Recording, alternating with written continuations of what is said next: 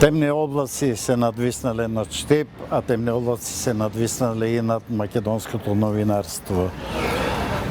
Во времето на самостојна независна Македонија во изминатите 30 години имаме период на силен квантитет во новинарството и на никаков квалитет во нашата професија. Зошто го велам тоа? Затоа што кога по улица ќе сретнам луѓе кои знаат дека сум новинар и ќе ме праша и ќе прашам кој е вашето мислење за новинарството, а тие ми велат еве ќе ви кажеме својде зборнија, македонска телевизија веќе не гледаме. Кај нас новинарството главно се поистоветува со телевизиите, бидејќи тие имат и најголемо влијание врз јавното мислење. Тоа е доволно поразително за целата наша фела и на тоа треба да се сериозно замислиме. Каде е проблемот во сегашното новинарство? Работи во два општествени системи и слободно можам да кажам дека лошо функционира тријадата собственик на медиум, уредник на медиум и новинари. Собствениците на медиумите, тоа е веќе општо позната работа, главна цел им е да преку медиумите да остварат дел со политичката елита која е во моментот е на власт и така да ги градат своите бизниси на најдобар можен начин.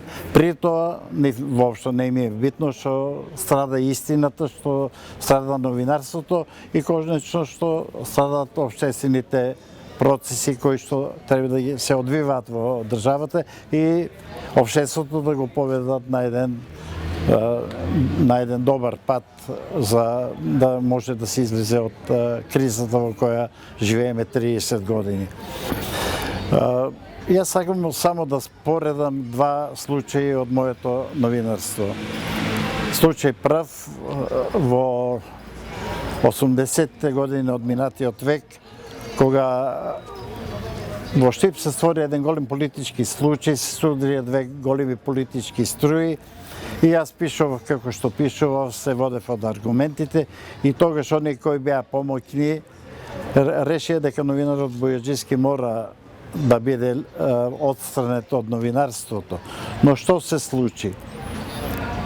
Големи политички првенци од Македонија, кои беа и во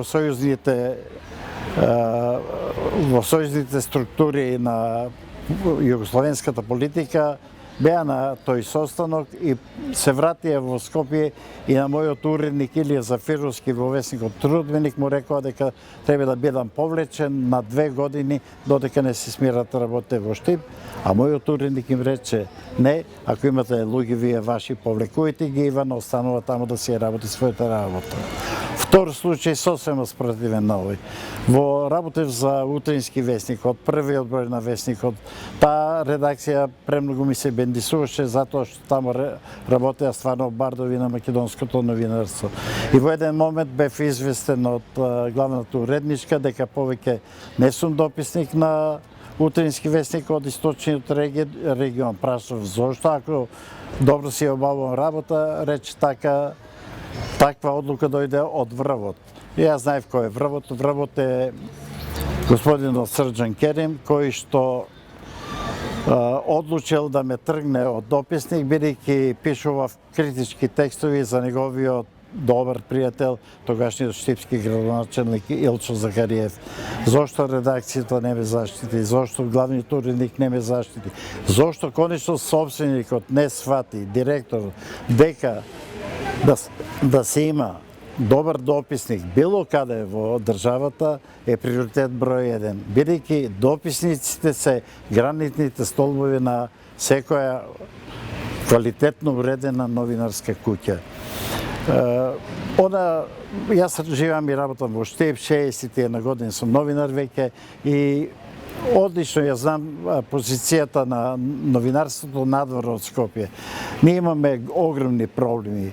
Македонските медиуми не се бават националните со состојбите во нашите градови и села, туку се бават само со гола политика која што ја има во главниот град и Нашите локални и регионални медиуми се пред изумирање. А тие се главните информатори за се што се случува во локалните регионалните заедници.